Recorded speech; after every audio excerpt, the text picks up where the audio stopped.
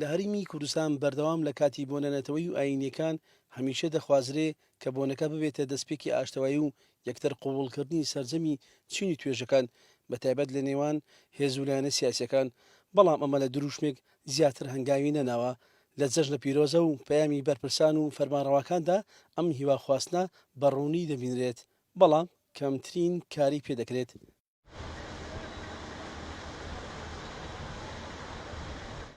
مامۆستایەکی زانکۆ دەڵێت حەزب و لایەنە سیاسیەکان ئەو ڕوحەتیان تێدا نییە ئەمە ببێتە سۆنگەیەک و ڕەنگدانەوەی لە میدیاکان هەبێت چونکە ئەو ململانی ڕوودەدات لە میدیاکانی حەزب و کەسە سیاسیەکان خۆیانەوەیە. وەکو دروشم وتراوە بەڵام تەماشاکەی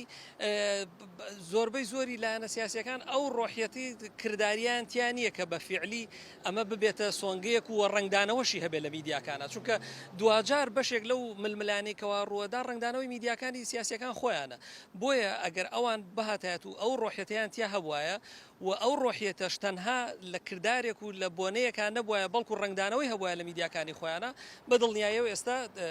یەکتر قوبوڵکردن و پێکەوە ژیانە گەشتە خۆناغیشتر لە بۆنەکاندا جگە لە دروشمی حەزب و لایەنە سیاسیەکان بۆ ئاشتەوایی یەکتر قوبوڵکردن تاکەکانی کۆمەلگاش ئەم هیوایە دەخوازن بەڵام تاکو ئێستا نەبووتە خاڵێکی بەهێزی کۆکەرەوەی هەمووان لەژێر چەتری یەکتر قوبوڵکردن و ئاشتەوایی کۆمەلگا چاودێرێکی سیاسی شۆکارەکەی بۆ ئەوە دەگەڕێنێتەوە کە متمانە لە نێوان هاوڵاتیان و دەسەڵاتدانیە. بۆتە دروشم گوتنەوە مەسەلەی تەبایی و ئەو ساڵ لە ساڵێکتر بەیەکەوە برایەتی و تەبای دروستکەین بۆیە ئەمە بۆتە دروشمێک بۆ کاتی جێژنەکانە بۆ یادەکانە کە زیاتر لە ڕاگەیانەکانە بەحسێکرێ بەڵام ئەسلی واقعە متمانە نەمانە لە بینی جمهورە جەماوەرە لەگەر حکوومەتەوە هێزە سیاسیەکانش لەگەر یەکتریە سیقە متمانەیەکی ئەسلی بەیەکەوە نەماوە بۆ ئەوەی بتوانن ئەم دروشمە بکەن بە واقعە. بەڕێوەبەراتێک لە وەزارەتی ئەوقاف و کاروباری ئاینی هەیە بەناوی پێکەوە ژیانی ئاینەکان بەرپرسی ئەم بەڕێوەبەراتیەش یەکتر قوبوڵکردن و ئاشتەوایی و پێکەوە ژیان بە گرنگ دەزانێت. جالەوەی ئێمە وەکو حکوومەت وەکو لایەنی جێبەجێکار وەکو وەزارەتی ئەوقاف پێکاتەکان خۆشیان ئەو هەستە لە ناو جیناتیانە لە ناو خوێنیانە مەسلەی تەبایی و مەسلەی بەشداریکردن لە بۆنە ئاینیەکانیان بەشداریکردن لە پرسە ئاینەکانی خۆیانان بە ئەوە گومانی تێدانەیە یەکێکە لە خاڵە هەرە جەوهەریەکان کە خاڵێکی بەهێزە بۆ هەرێمی کوردستان و بۆ تەبایی و یەکرزی نێوان پێکاتەکان لە هەرێمی کوردستان.